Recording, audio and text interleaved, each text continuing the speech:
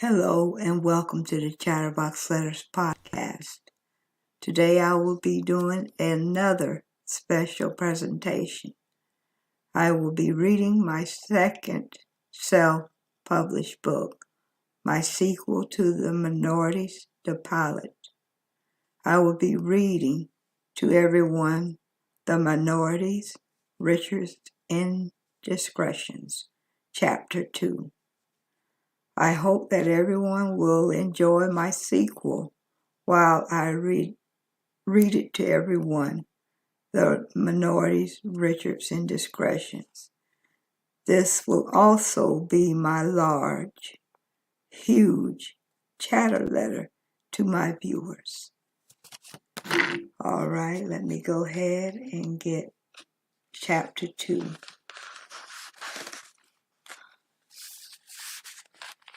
Chapter 2, A Night of Terror. The late was far into the wee part of the morning hour.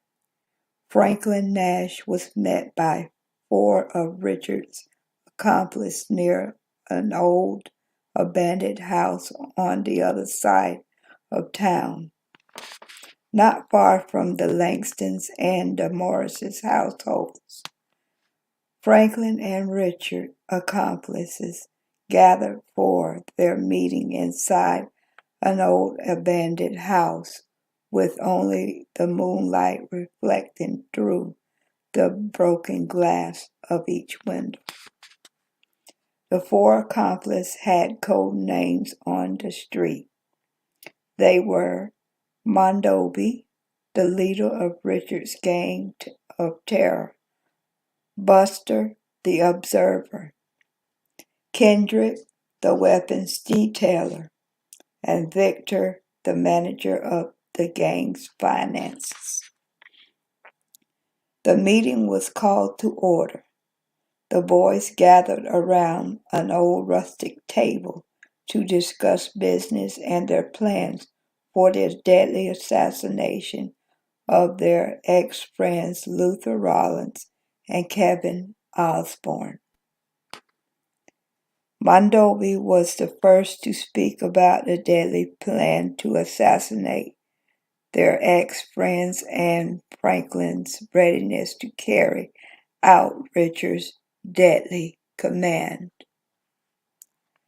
Richard said, "You're a good man to know, Franklin.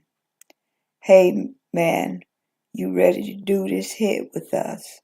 Or are you nerves on edge with this program?"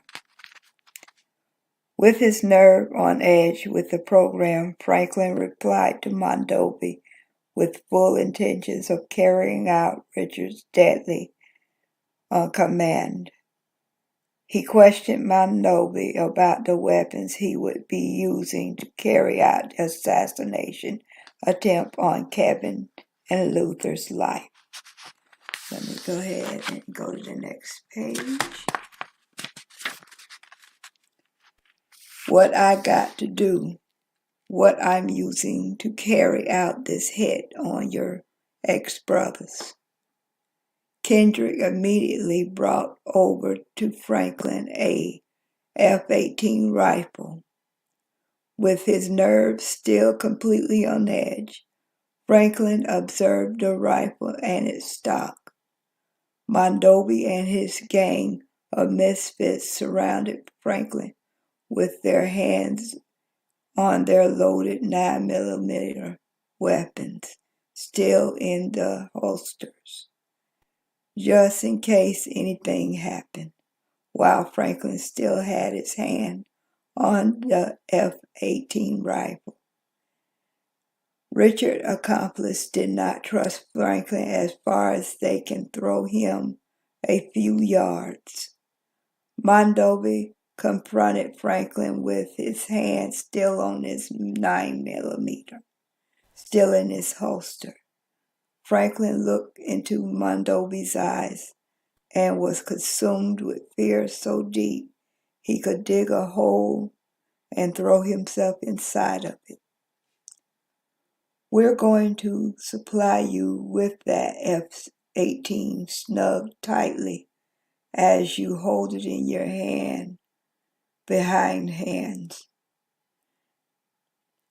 That is all you need to do.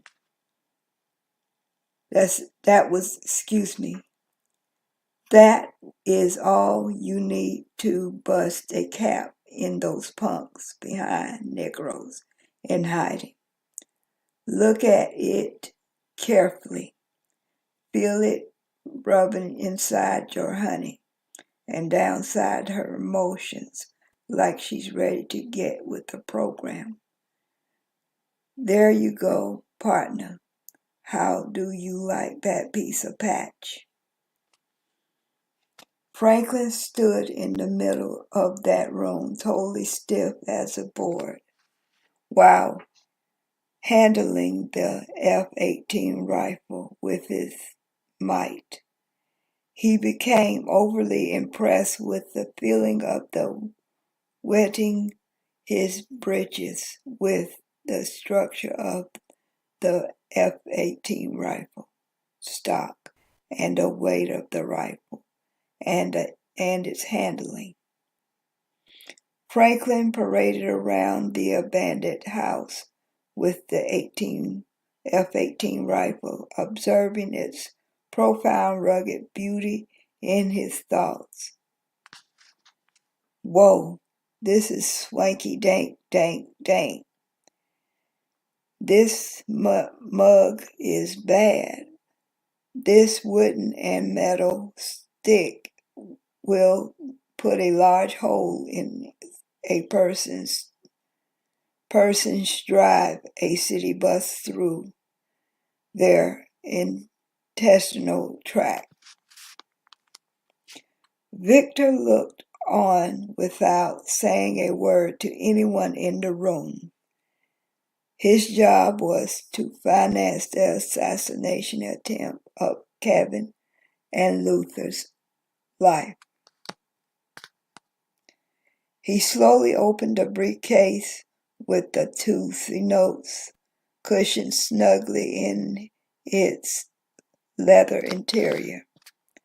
Franklin was confronted with the greens of the green paper by request from Richard to carry out the assassination attempt on Kevin and Luther's life. As slowly as Victor opened the briefcase, he closed it back with thought of Franklin helping to carry out this assassination attempt.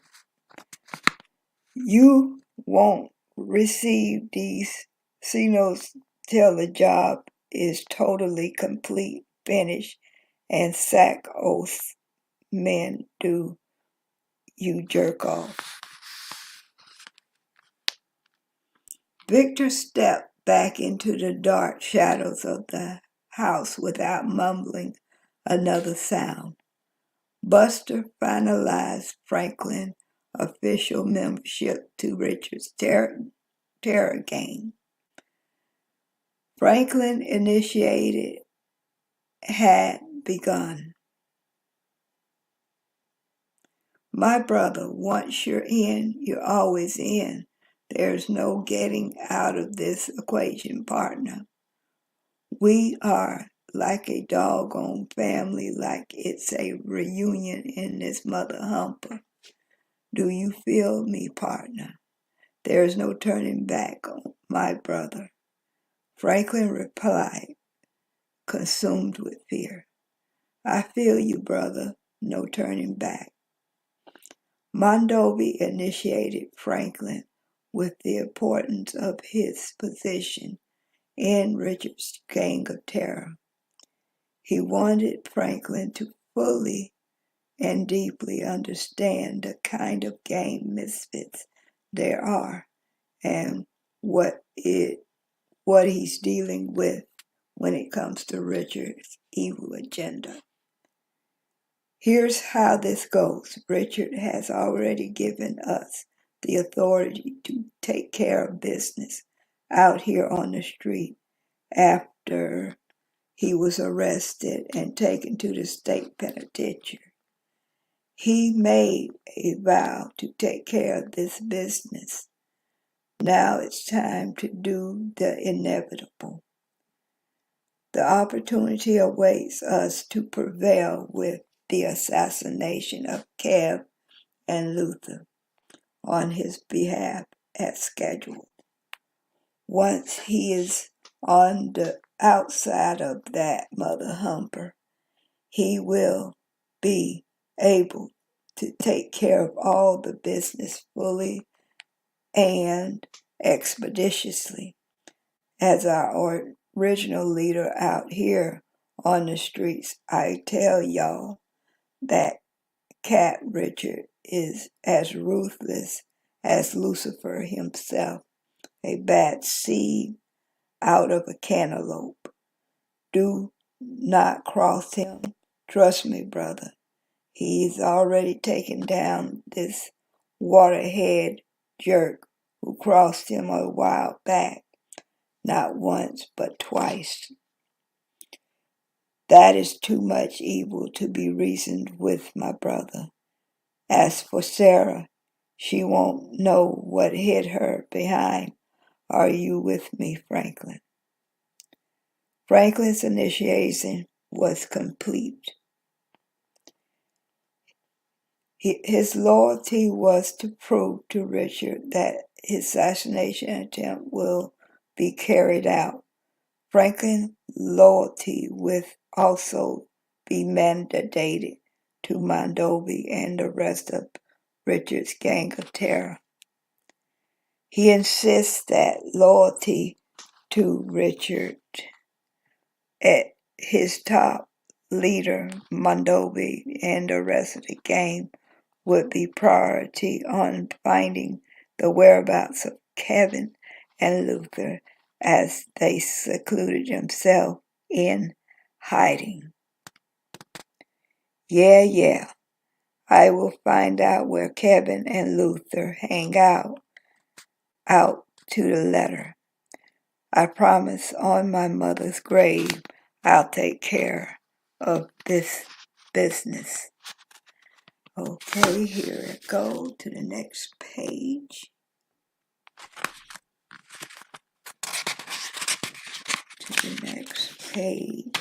Make sure. All right. Buster, the observer, gave his input to Franklin with total aggression. Yeah, and yeah, you right on your mother's grave. I'll make sure that you dig one right beside her if you don't carry out this task with complete harmony. Buster knew Kevin and Luther's location. He proceeded to give Franklin where X marked the spot. The place where you can be sneaky peek on these brothers is at an old lot about 2 blocks from this raggedy behind abandoned shack. It's a place where no one would think of looking, called the Candy Wrapper. There is a lot of activity going on at the Candy Wrapper. A lot of gals willing to give their virtue without asking once. They hang out there sometimes until 10 o'clock at night. I loathe them sometimes because they have no good and tight there, but that's where they hang out. Buster stared at Franklin like a brick wall ready to crumble, with a snap of 2 fingers twitching. Cool, Buster. Victor already let me observe the mountain of temptation with 2 C notes, snug completely through the genuine leather of his briefcase once the job is complete, Franklin replied. Not 1 minute before or a microsecond before and after and before again. You need to be right on the center of the target, or my darts will fill with venom. Come back here when the job is complete. Then Victor would gladly forward you those personal signals. Franklin began walking towards Buster's screen door of the house. Buster watched as Franklin walked through the hole of the torn screen door.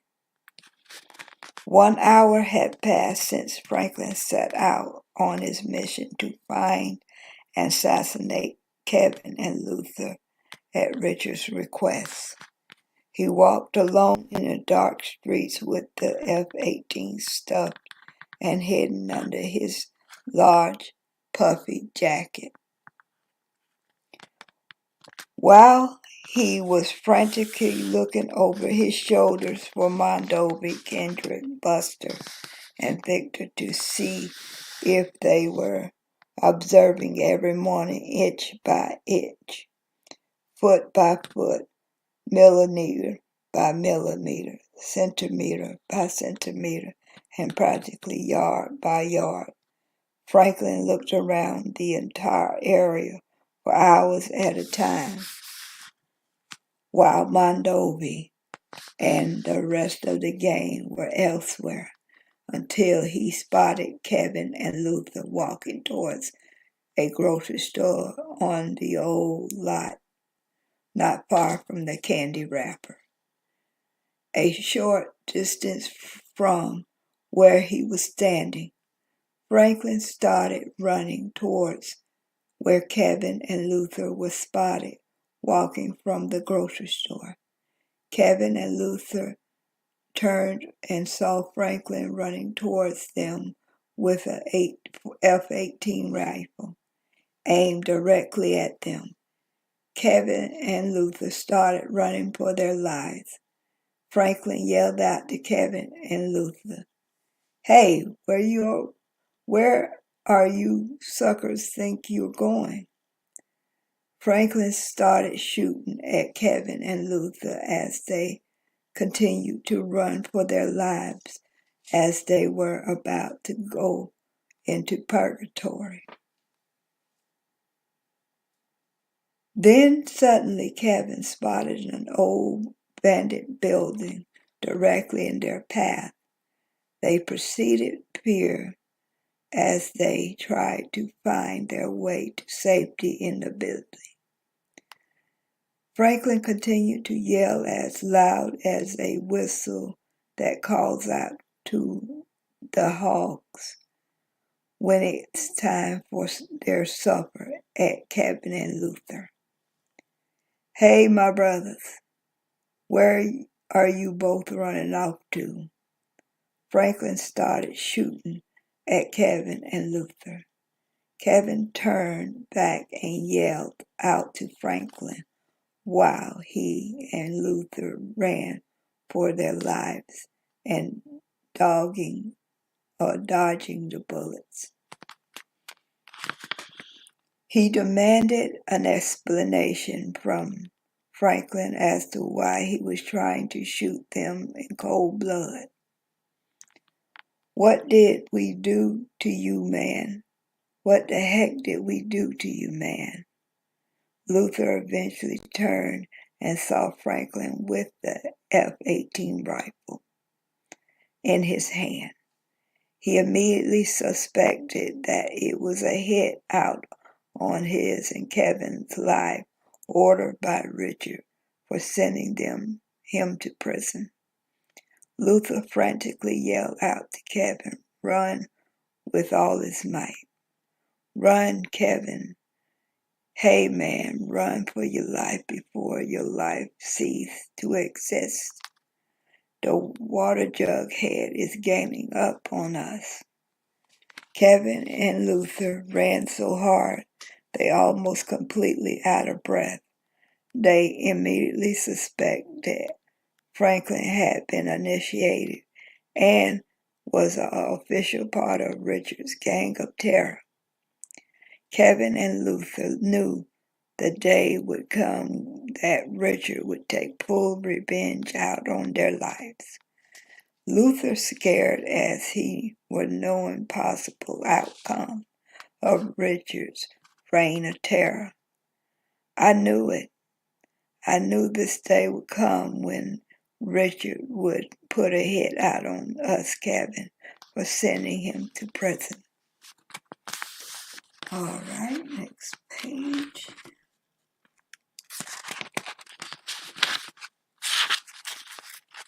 Kevin did not waste time totally listening to Luther, but listened as he spotted an opening as far as his eyes could see from the abandoned building. He and Luther broke open what was left of his abandoned building, and ran abruptly without hesitating to look back to see if Franklin was still following them directly in their path towards the doorway of the abandoned building. Kevin muffled under his voice as he and Luther were in the interior of the building. I knew Richard was going to do something to take out his emotions on us, Luther. I didn't think he'd go this far with it. It comes to show how much we knew about Richard and his evil vendetta to set out on us with pure vengeance. Luther replied to Kevin with the intention of degrade Richard in his way no one would think in degrading one's character. That jive rustic behind turkey punk from the womb of a good behind woman. That rotten scoundrel should have never started him, Kevin replied frantically. Nearly being rattled with bullets by Franklin at that moment, Kevin and Luther found themselves in extreme danger for their lives emotionally and mentally. They quickly ran around inside the old abandoned building until they could not see any sight of Franklin from the outside of the building and from the inside while tried to find a good place. Kevin and Luther found an old broken stairway that led up to a practically long hallway leading towards an old dusty attic with cobwebs consuming its entire entrance. They were very reluctant, fearing the worst of things that could be crawling around in an old attic, besides spiders that spiraled the entire entrance of the hallway.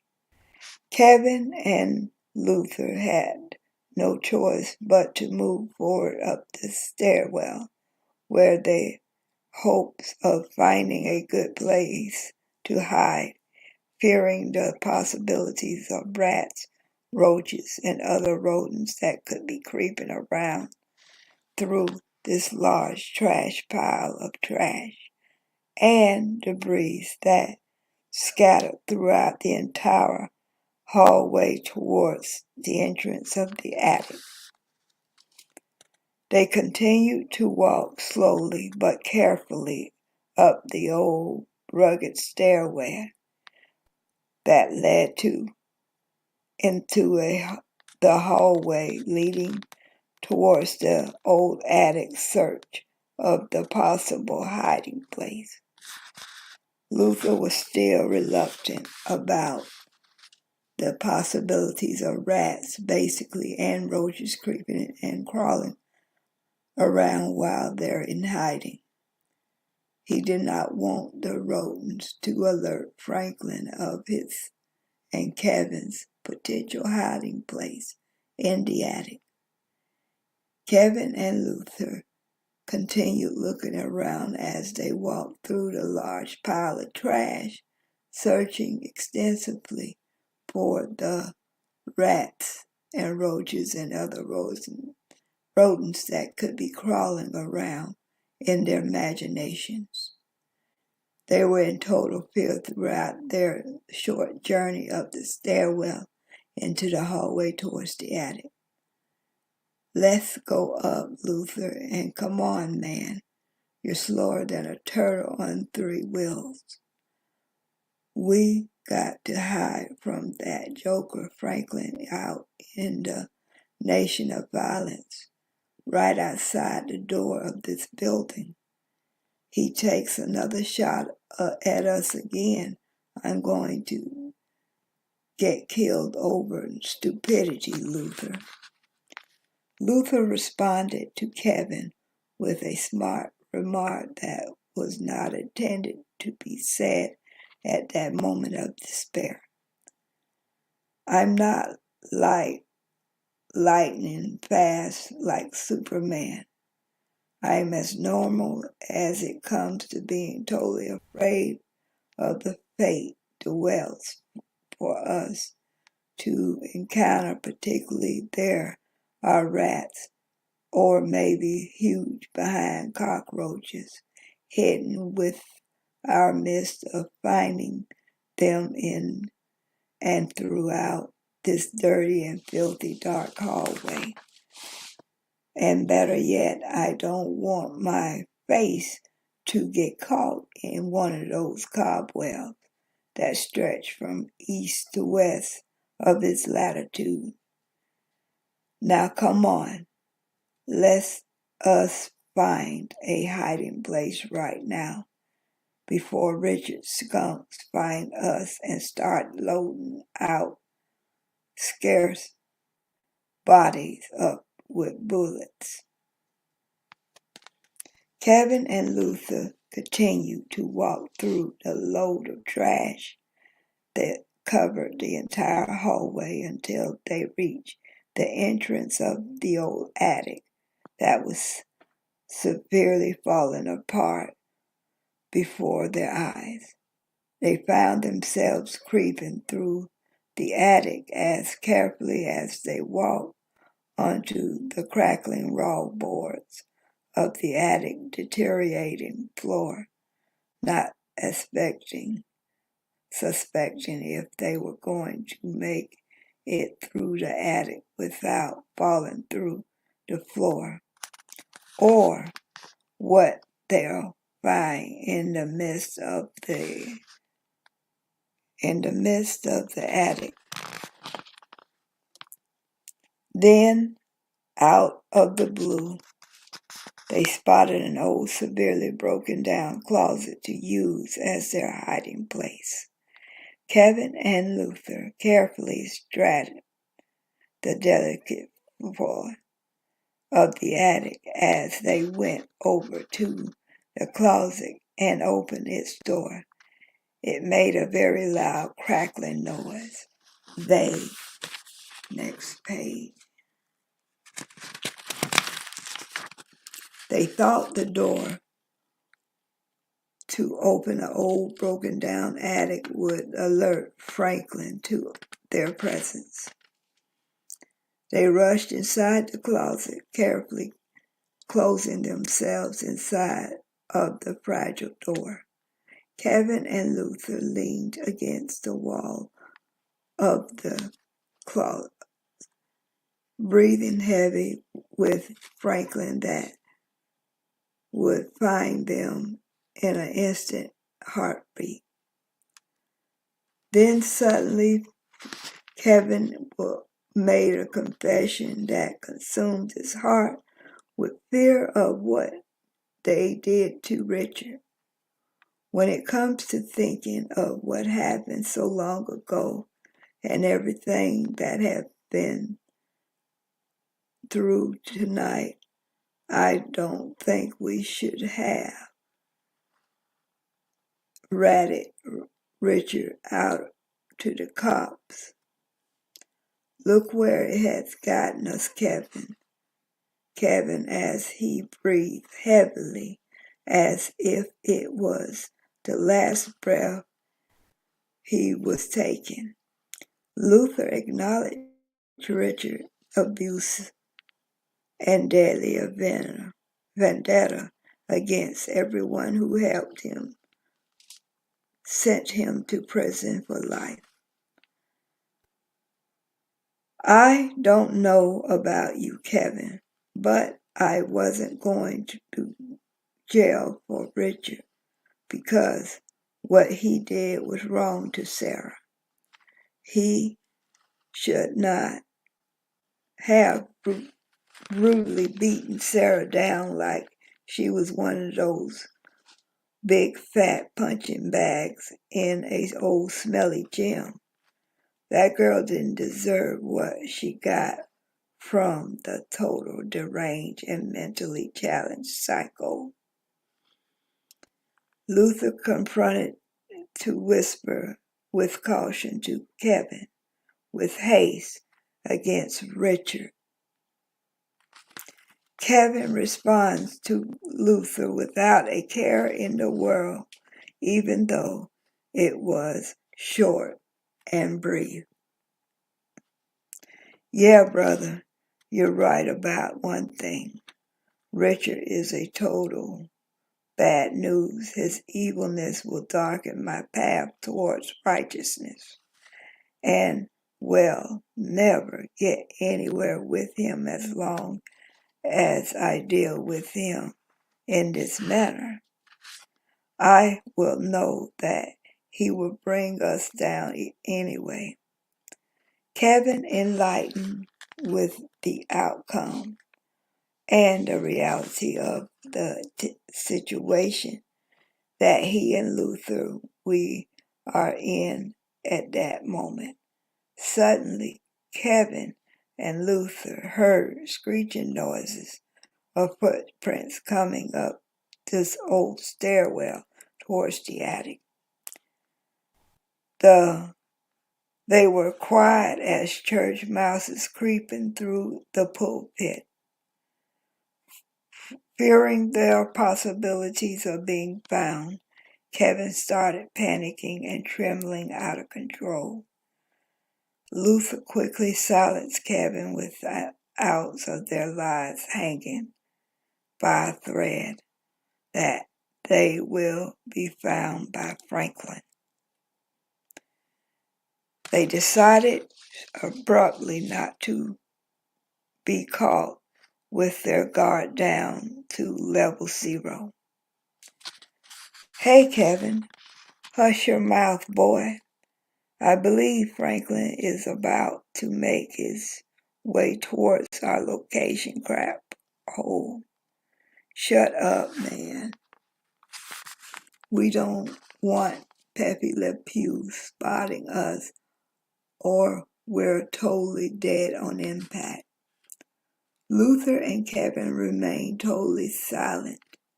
They leaned tightly and firmly against the ragged and frail boards of the attic wall. Franklin continued creeping up the old stairwell and into the hallway leading to the entrance of the old attic. He approached the attic. Franklin looked around inside the attic until he spotted the old broken down closet.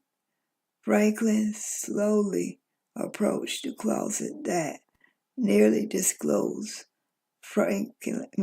Kevin and Luther hiding, when suddenly Franklin thought he heard a loud cracking sound coming from another room in the old abandoned building.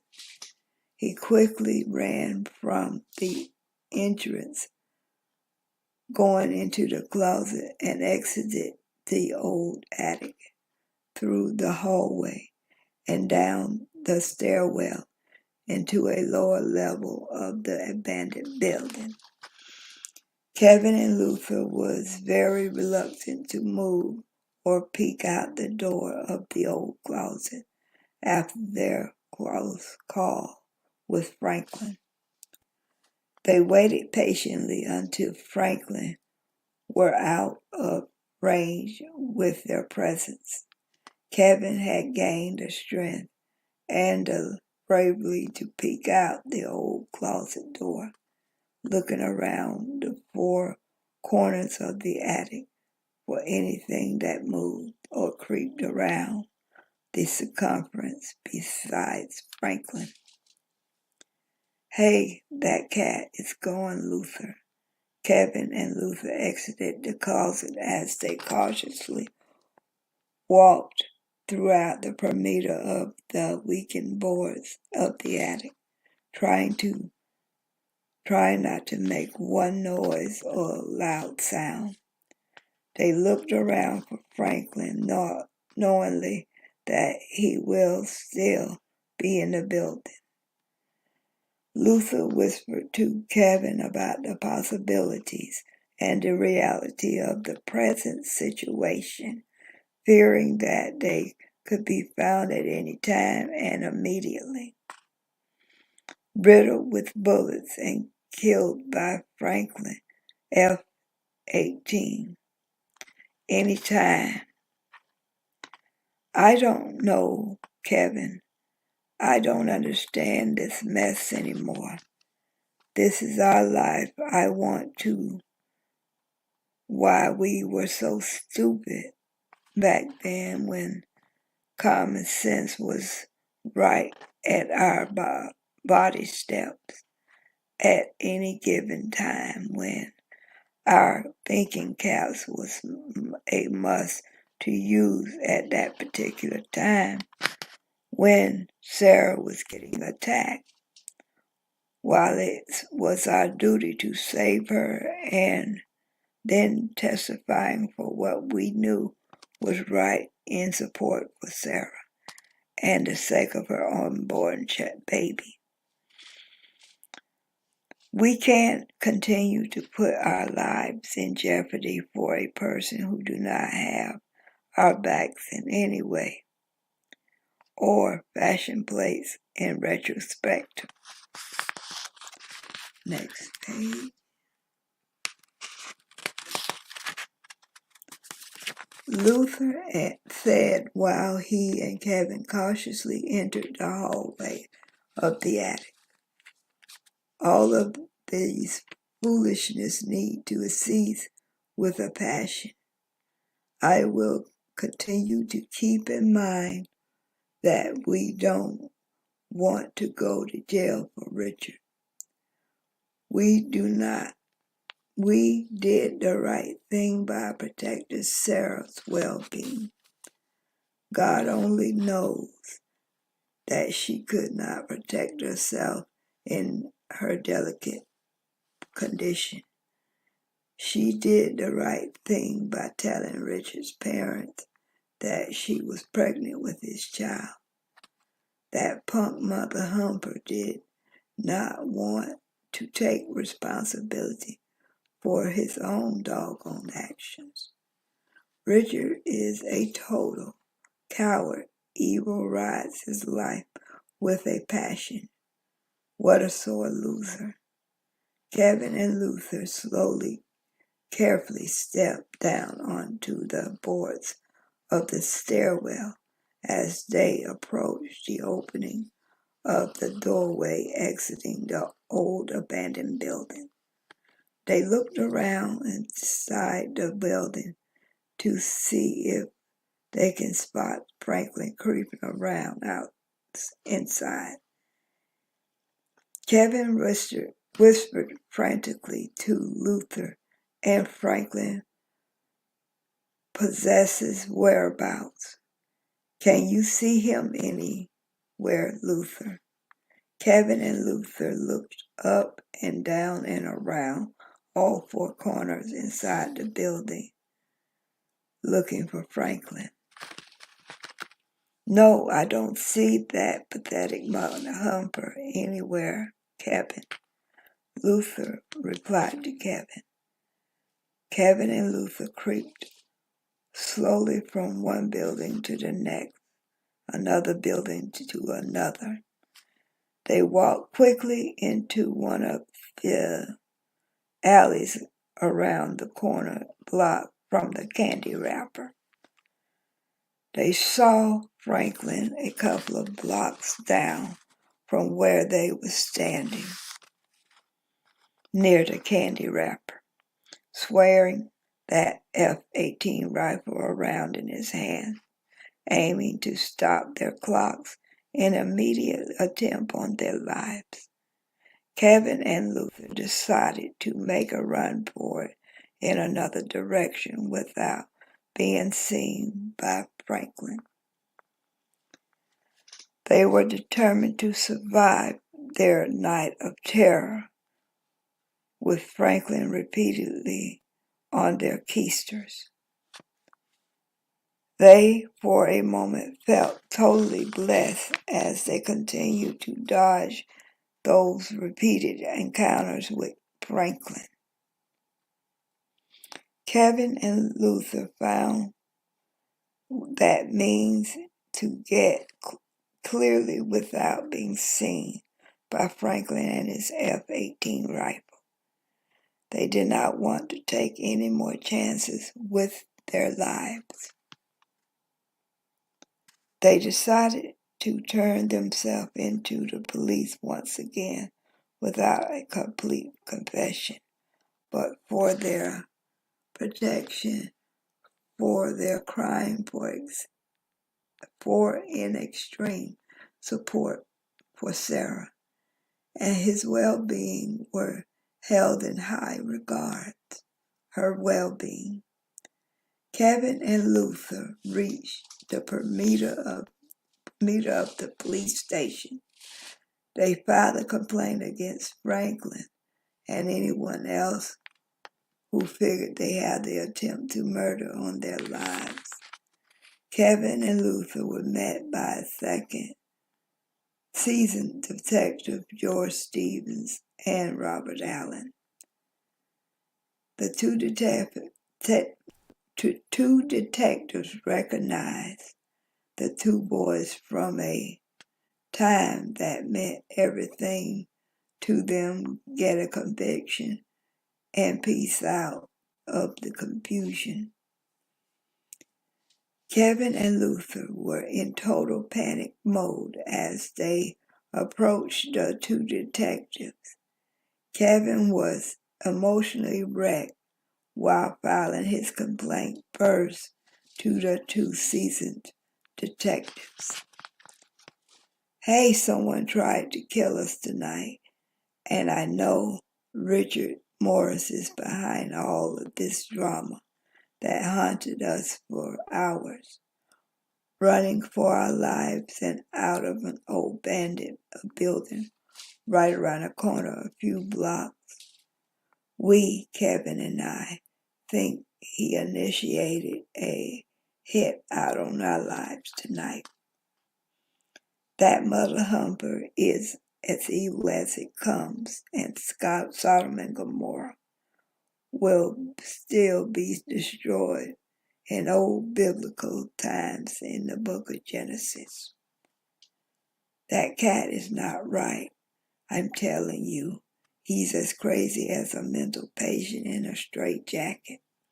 And I know both of us that he needs to be in one mug. Seriously.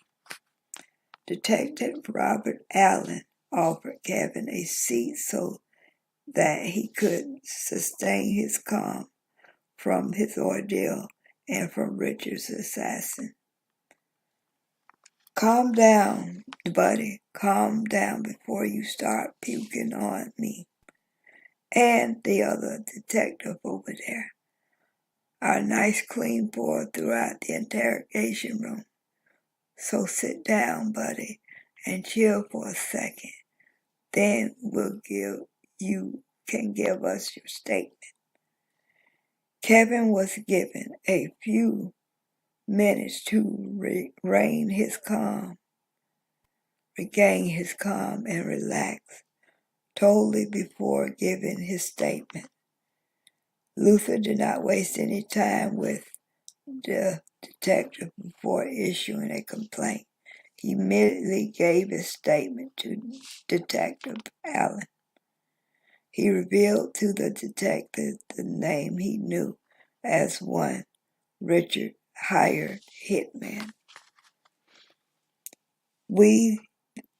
This guy, but we don't know this guy very fully, but I think it's one of Richard's pathetic hitmen by the name of Franklin Nash. I remember hearing about this mother humper somewhere in the street. He is the most definitely of Richard Morris. Next page.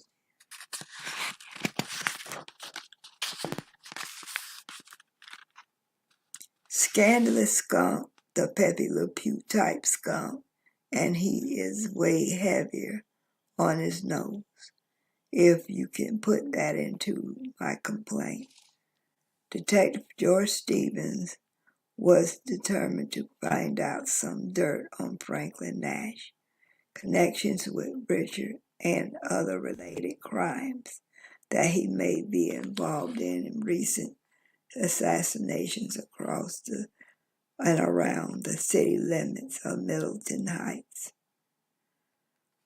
Detective Stevens continued his interrogation in grilling Luther and Franklin Nash about Franklin Nash. I think you're lying about who Franklin Nash really is, Luther. I think you really know who this jerk-off is. Luther abruptly stood up from his chair and faced Detective Stevens bravely with the determination of revealing the identity and his knowledge of Franklin Nash. I told you, sir, I don't know the mother humper personally, but I think he's Richard's hired assassin. Detective Stevens began to search on his computer for any records, felonies, misdemeanors, and any other criminal background records on this computer dates on Franklin Nash. While Detective Allen looked out of disbelief of Luther's complete acknowledgement of Franklin's identity. Let me see if I can pull up something on this scuzz bucket, filthy rag on my computer database. Franklin Nash. Oh, will you look what the kitty cat bugs into my computer base? What do we have here? Evidence complete from the database revealed that Franklin Nash has a criminal past. Detective Stevens continued his search on Franklin's long rap sheet of felonies, misdemeanors, and assortment of other criminal background shenanigans.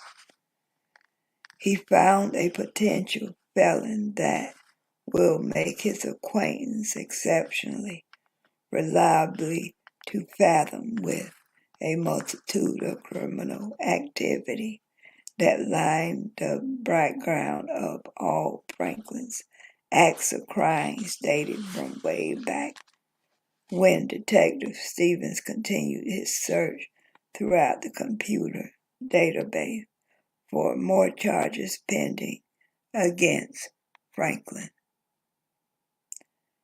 Well, look at what else we have here. Whoa, that guy Franklin Nash got a rap sheet 10 miles complete of tanker trucks. Detective Allen decided in place Kevin and Luther together into interrogation room for more questioning about Richard's hitman, Franklin Nash. Detective, let us put these boys over into one of the interrogation rooms, if you please. I think we got a huge, disgusting situation here. It seems that our modern-day Lucifer, Richard Morris, is involved in a conspiracy, and I think he is up to his old croaker sack tricks again, while residing in the miserable comforts of our wonderful palace, the state penitentiary. This punk Franklin Nash may be the important part and the key to our success in nabbing him with a fine toothpick, according to the primitive crime we got going on during our station. Detective Stevens said humorously, with a smile that would catch any gal out there on the street. Detective Allen, worried about a possible threat on Sarah Langston's life, that it may have been initiated and conspired by Richard himself. So, Detective decided to create a scenario involving Richard and a conspiracy to have his ex-girlfriend killed. Detective Stevens, even if Kevin Osborne and Luther Rollins' story were true, in which that they could very much be a possibility that they could be telling the truth. I feel that modern-day Lucifer Richard Morris is totally involved deeply in a conspiracy to have Sarah Langston killed. Her life could be in danger as we speak. Detective Robert Allen and Detective George Stevens remembered Sarah from 2 years before she took a brutal beating to a pulp from Richard. They began extremely infuriated with the fact that Richard Morris physically, verbally, and emotionally abused a pregnant Sarah Langston 2 years before. Detective Stevens considered Sarah brutal abuse to a heart. Sarah is the most innocent girl that we got seriously beaten down to a complete pulp by that creature, Richard Morris. I promise you, Detective Allen, if he is behind this hit on Kevin Osborne and Luther Rollins, I really do not know what I'm going to do with him once I see him lurking around the state penitentiary walls. Seriously, I think he's going to go after Sarah Langston again and again until he catches up with her. Then, Detective Allen, we need to give her 24-hour protection just in case that our modern-day Luther tries to set him up to a totem pole in his next page. Imagination. On Sarah Langston's front lawn, we need to send some of our officers to the Langston household right away. Detective Robert and Allen began setting up stakes are the perimeter of the Langston household, with police officers on the scene for Sarah Langston's immediate protection. I'll take care of it, Detective Stevens. Meanwhile, you talk to Kevin and Luther, get a statement from them, and fill it out a report on this matter. I'll take care of what needs to be taken care of to provide immediate protection for Sarah Langston and her family. Detective Stevens returned to the interrogation room with Kevin Luther once again to finish their line of questioning.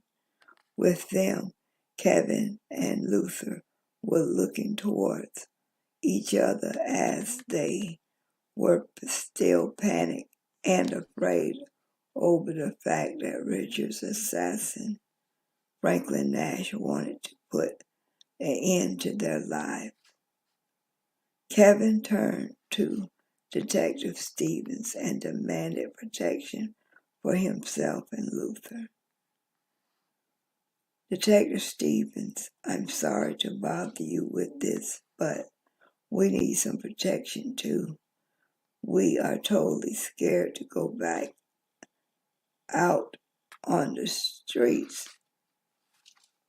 That Franklin or Frankie dude is still out there, haunting and terrorizing every street known to man with that big old F-18 rifle. I heard somewhere before I knew the skunk's name that he has an extremely happy trigger finger, and he very much waiting to the point that cannon towards us and pull the trigger, Kevin said frantically. I feel what you're saying, Kevin. I'm not going to set out my foot out on those streets until Franklin dude is caught, gagged, cuffed, and put under the jail for emotionally threatening our lives. Luther continued to face Detective Stevens in terror with the intentions of getting the extreme protection for himself and Kevin.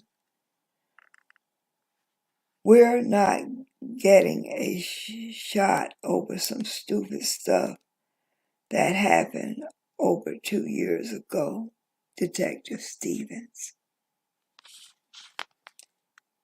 With assurance of protection for Kevin and Luther, Detective Stevens decided to provide them with protection that Luther requested for their lives.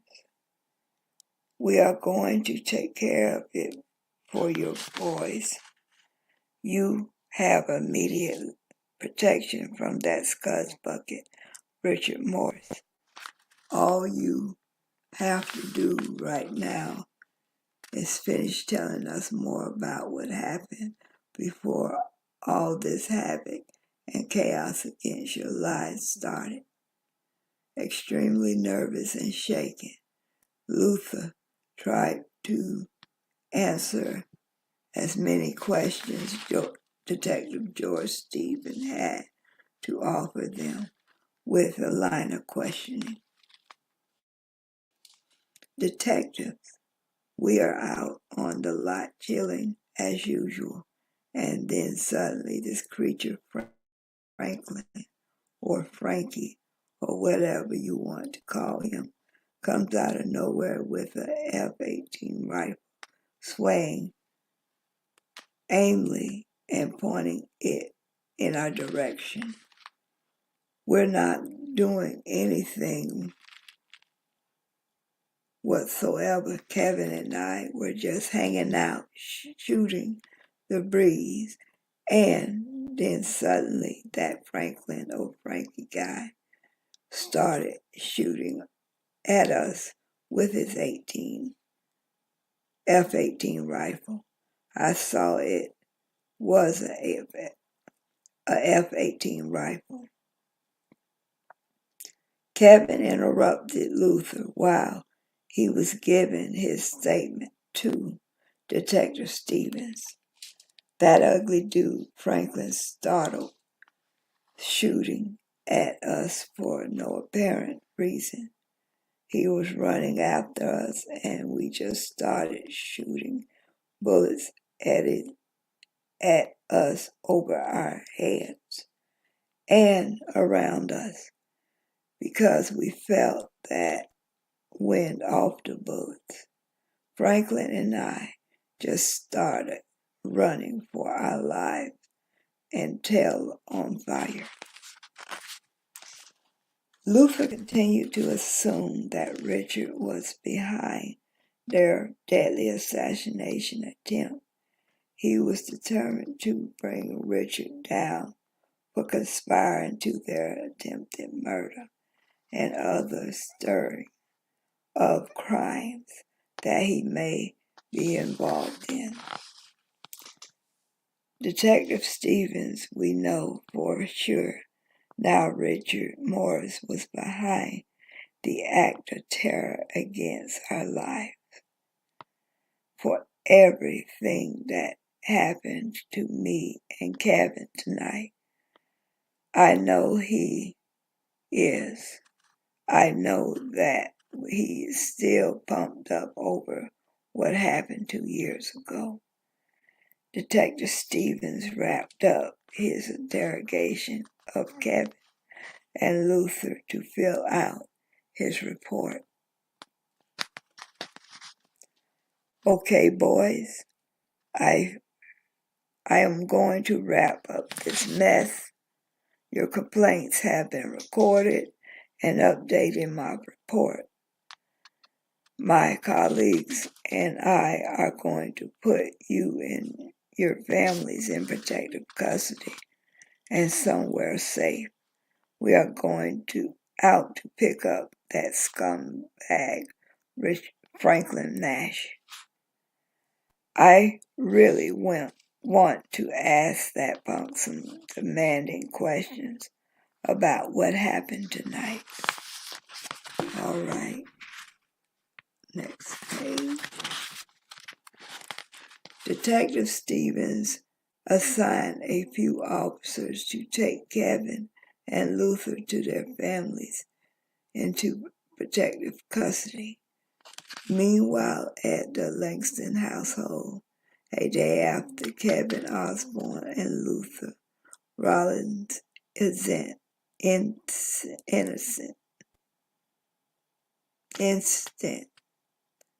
Paul Langston and his daughter Sarah and his grandson Paul Robert were taken into protective custody. Sarah was frightened because she knew the day would come when Richard would try another attempt to end her life. She fiercely paced back and forth in her room with Paul Robert in her hands. Terri, fearing Richard's long reach of despair from his jail cell. I knew it. I just knew it. I knew Richard would try another attempt on my life. I know this time he will eventually kill me. I am afraid for myself and Paul Robert, Dad. I did the right thing by telling his parents I was pregnant with Paul Robert. Paul assured Sarah that what happened years before was not her fault. Richard is a lost cause. He has severely mental and emotional problems, and it's no fault of yours to be worried about Richard Morris. Is totally messed up in that thick head of his. Oh, Sarah. But the best thing about this moment is we're protected heavily from the idle threats. Paul assured that he and Sarah and Paul Robert were safe for the time being from Richard's deadly threats on Sarah's life. I'm so scared, Dad, not only for myself, but for Paul Robert as well. I just knew that he will hurt me seriously, and the only thing I wish is that he does not hurt Paul Robert. Richard is a devilish as it comes to be evil dad for Paul Robert. Sarah continued blaming herself for Richard and for not knowing what he was really like before she got involved with him, emotionally, mentally, and sexually. Why did I see Richard for who he was? I got involved with him, Dad. Now I have Paul Robert, and I'm still afraid that Richard will hurt him too. I'm so stupid, Dad. I'm just so stupid. Paul took Sarah into his arms and assurance that Richard will never hurt his daughter again. You're not stupid, Sarah. You're a perfect young lady too, Richard. He didn't take into consideration your heart, your mind, your body, and your soul. Therefore, we are going into protective custody so that Richard and his goons will never harm us along with the protected by the police. Sarah was still consumed with fear of Richard would do next from his jail cell.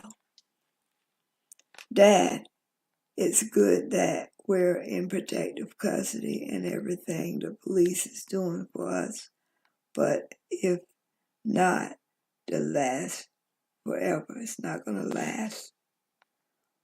Paul confronts his daughter Sarah and his grandson Paul Robert from the reality of Richard's desperate and deadly attempt on Sarah's life.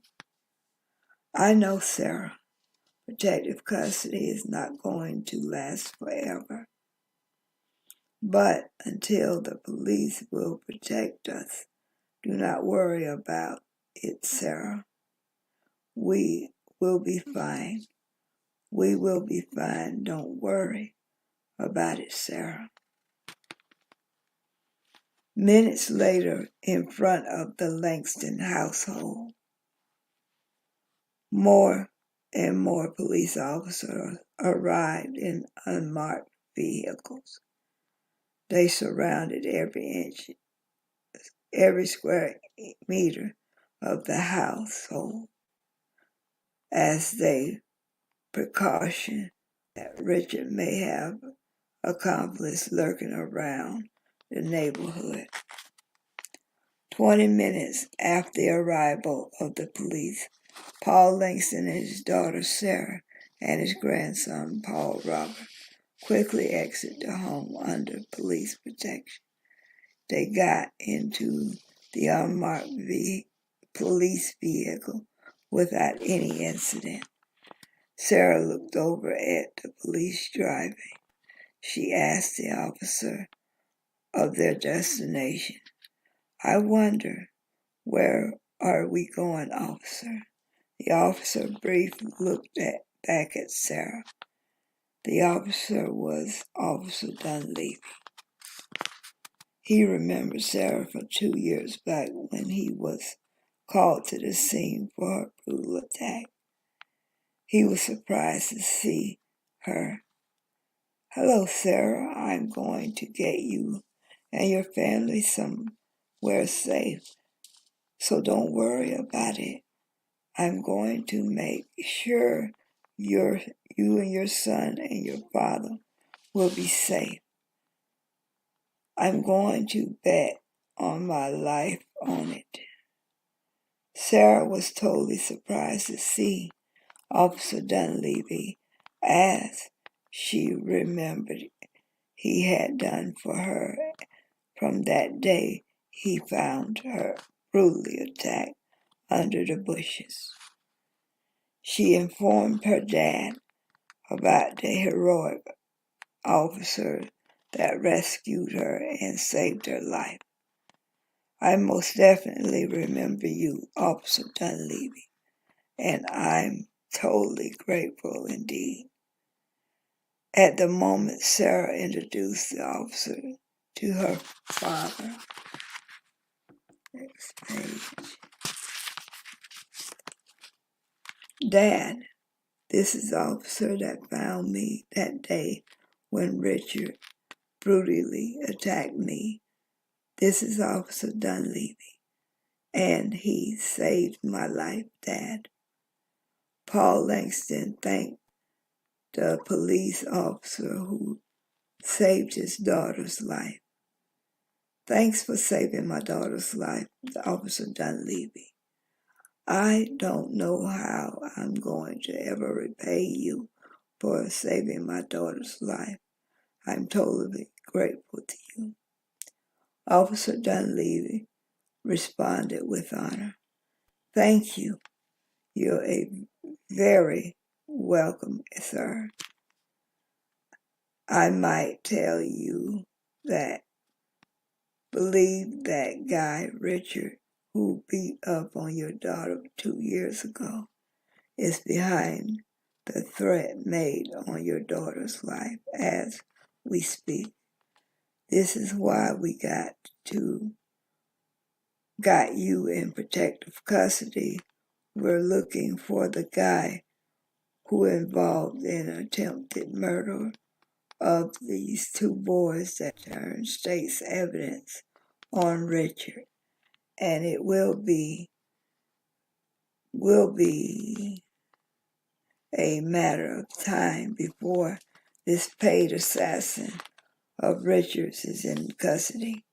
Sarah remembered Kevin and Luther, who turned state's evidence on Richard.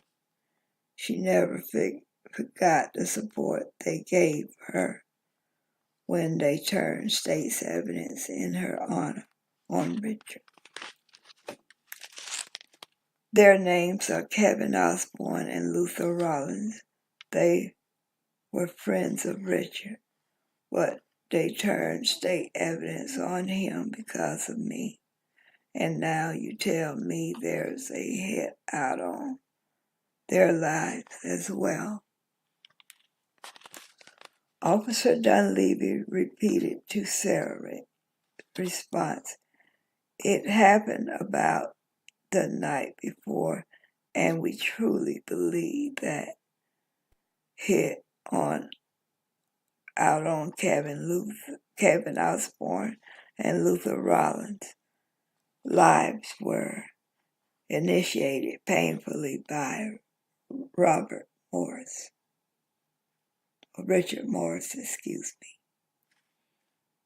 Paul became furious about Richard's evil agenda and his intentions on harming Sarah or maybe the entire family. Oh my God, Richard is truly insane.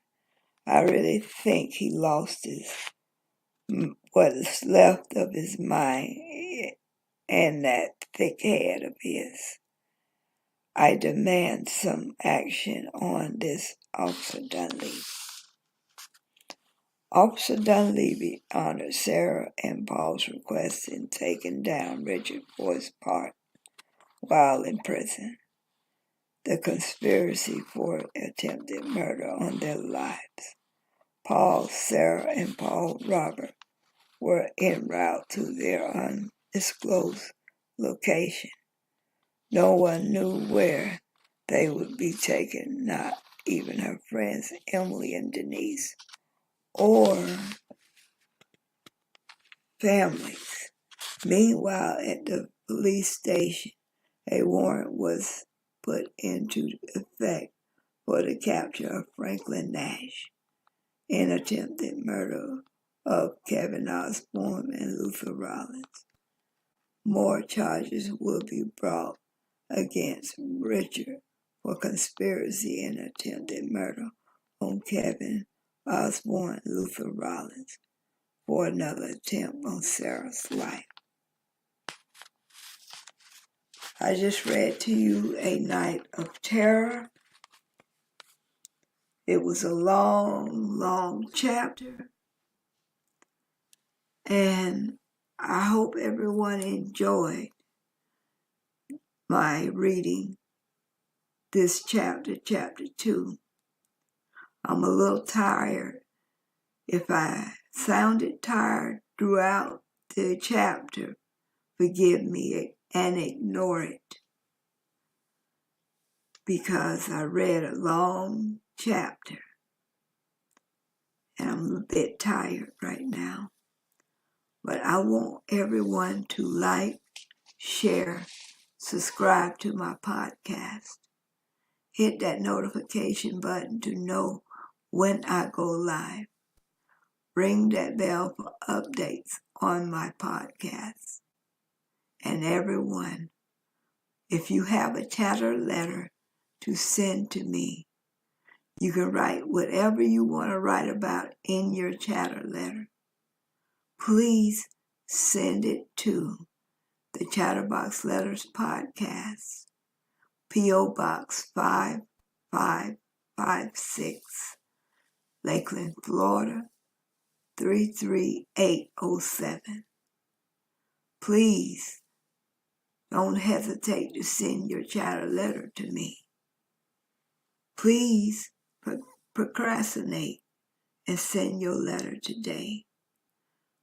Please, if you want to write a chatter letter, please let it be clear, let it be clean and discreet. That's all that matters to me. Thanks for tuning in, and peace.